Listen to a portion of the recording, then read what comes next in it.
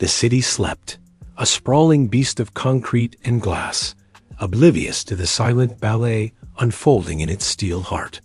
Tonight, the target was the Titan Vault, a fortress whispered about in hushed tones, a place where fortunes went to die and legends were born. Our team, the Ghosts, we were the ones who danced with legends. There were 4 of us.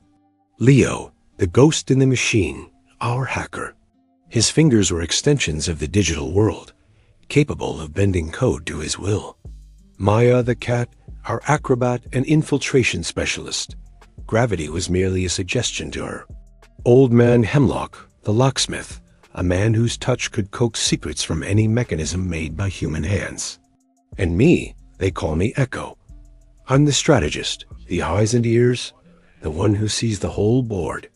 Our entry point was a ventilation shaft on the roof, 20 stories up. The wind was a hungry predator, tearing at our clothes. Maya moved first, a shadow against the skyline. She secured the ropes, her movements fluid, economical. No wasted energy. Down we went, into the building's guts. The air grew cold metallic. Leo jacked in, his portable rig humming to life. A holographic map of the building loomed in the air before us, a ghost blueprint of our path.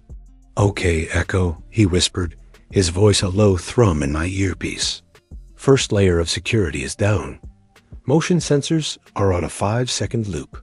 You have a 4-second window between sweeps. Go."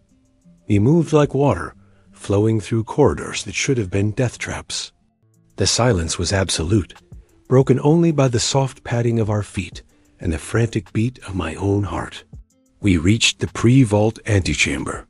A web of crimson laser beams crisscrossed the room, a deadly net of light. One touch and alarms would scream, guards would flood the floor, and our ghost story would end in a hail of gunfire. Maya smiled, a flicker of excitement in her eyes. "My turn," she breathed. What she did next was art. She twisted, contorted, and flowed through the laser grid without disturbing a single beam. It was like watching a river navigate a field of stones. On the other side, she bypassed the emitter, and the red web vanished. We were through. Now for the main event, the Titan. It wasn't just a door. It was a monument to security. 12 inches of reinforced titanium alloy with a multi-layered locking mechanism that had reportedly never been beaten. This was Hemlock's domain. He approached the vault door, running his weathered hands over the cold steel as if greeting an old friend. He pulled out his tools, custom-made pieces of art that gleamed under our headlamps. "She's a beauty," he murmured, more to the vault than to us. 3-stage tumbler system, magnetic locks, and a pressure plate failsafe. They didn't want anyone getting in here. He began his work. The first stage was mechanical. The soft clicks of the tumblers falling into place were the only sounds in the world. It was a slow, agonizing process. My eyes were glued to the tablet, showing the building's security feed. Leo was fighting a digital war, creating ghost signals, rerouting data, keeping the digital watchdogs blind and deaf. "Echo, we've got a patrol closing in on our level. 2 guards. 3 minutes out." Leo's voice was tight. My heart hammered against my ribs. "Hemlock, status?" I asked, keeping my own voice steady. "Patience, child," he grunted, not looking up. "You can't rush a conversation like this." The seconds stretched into eternity. 1 minute left. The patrol's icons on my map were getting closer. "Hemlock," I said, a little more forcefully this time. 30 seconds, came Leo's update. Just as I was about to call it, to pull the plug and vanish back into the night, there was a heavy, satisfying thud. "First stage is open," Hemlock announced calmly. He moved to the second lock, a magnetic one. For this, he used a device of his own invention, an electromagnetic pulse emitter calibrated to a specific frequency. He placed it on the door, and a low hum filled the air. My earpiece crackled. "Security is pushing back," Leo said, his typing a frantic clatter. "They're sensing an anomaly. I'm losing my grip on the cameras.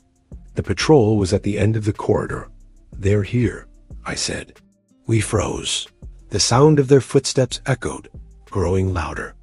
My hand instinctively went to the sidearm holstered at my hip, a last resort we prayed we'd never need. Then, the footsteps stopped, right outside the antechamber. A moment of unbearable silence. Did they hear us? Did a sensor flicker? Then, a voice crackled over their radio, a call from another floor. We heard them turn and walk away. I let out a breath. I didn't realize I was holding. Leo had done it. He'd created a ghost emergency on another floor, a digital fire drill to pull them away. Brilliant. Another thud echoed from the vault door. "Magnetic lock is disengaged," Hemlock said. "Just the pressure plate left." This was the trickiest part. The floor in front of the vault was a massive scale. If the weight changed by more than a few ounces when the door opened, an immediate lockdown would be triggered, sealing us in. Maya stepped forward with a counterweight system she'd designed. As Hemlock worked the final keypad, Maya prepared to attach her rig to the door.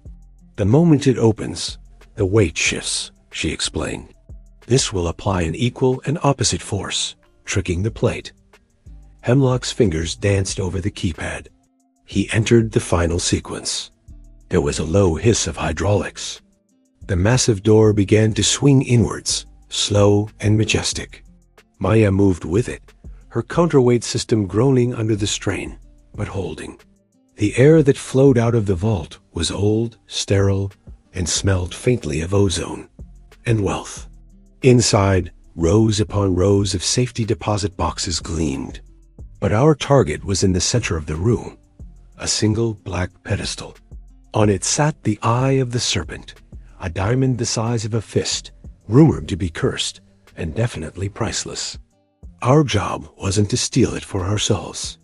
Our client wanted it returned to the museum from which it was stolen a century ago. We were thieves, yes, but we had our own code. I moved forward and carefully lifted the diamond from its pedestal.